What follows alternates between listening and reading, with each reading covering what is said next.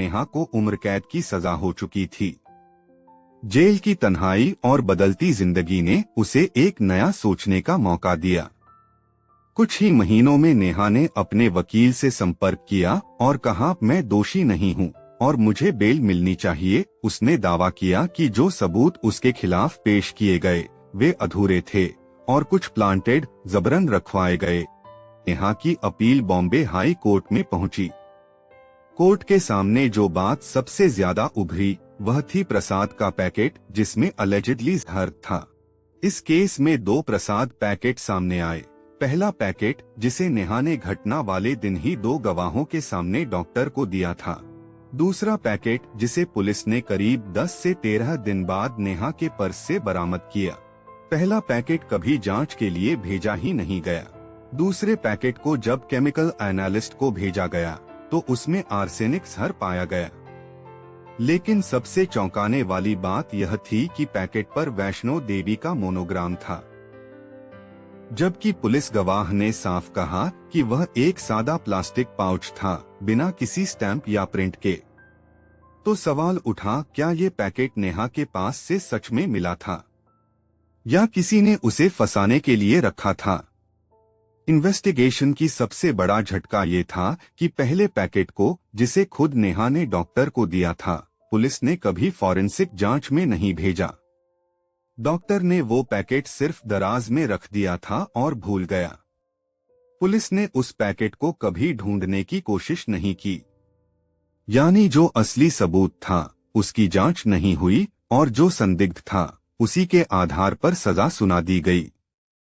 High court का इन तमाम तथ्यों को देखते हुए बॉम्बे हाई कोर्ट ने माना कि इस केस में प्रथम दृष्टया संदेह है। जहर वाला पैकेट किसी के द्वारा प्लांटेड भी हो सकता है। नेहा का बार बार पुणे लौटना, हॉस्पिटल जाना और खुद प्रसाद देना, ये सब एक अपराधी के व्यवहार जैसे नहीं लगते।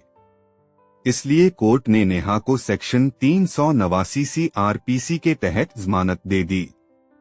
उसे 30,000 रुपए की जमानत राशि और एक गारंटर देना पड़ा। साथ ही कोर्ट ने निर्देश दिया कि वह भारत से बाहर नहीं जा सकती और अपना पासपोर्ट कोर्ट में जमा करना होगा। नेहा को जमानत मिल गई, लेकिन उसका केस अभी खत्म नहीं हुआ था। हाई कोर्ट ने उसे निर्दोष नहीं कहा, बस ये माना कि सजा देने के लिए सबूत पर्याप्त नहीं थे। बिरोज test, brain electrical oscillation signature profiling test, जिसने उसे दोषी ठहराया था, वो एक वैज्ञानिक साक्ष्य था, लेकिन जांच प्रक्रिया की लापरवाही और जहर वाले पैकेट की विश्वसनीयता पर उठे सवालों ने केस को एक अलग मोड़ दे दिया।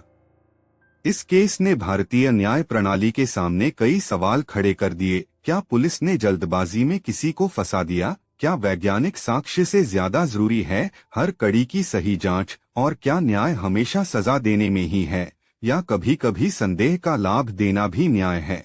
यही था अंत। नेहा की कहानी ने हमें सिखाया कि किसी के ऊपर उंगली उठाना जितना आसान होता है, उतनी ही जिम्मेदारी होती है उसकी जांच की भी। कानून कहता है, जब तक दोष साबित न हो जाए हर व्यक्ति निर्दोष है।